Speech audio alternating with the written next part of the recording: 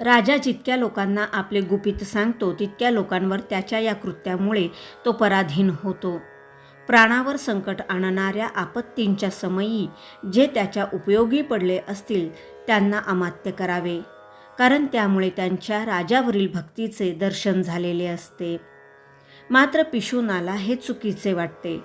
त्याच्या मते ही राजावरील भक्तीची कसोटी झाली. बुद्धिमत्तेचा त्यात प्रभाव दिसून येत नाही.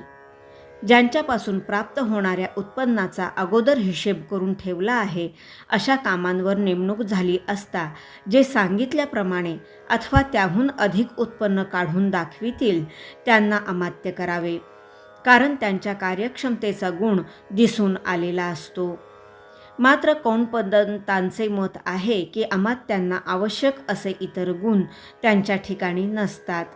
पितामह पिता यांच्या वेळेपासून जे नोकरीत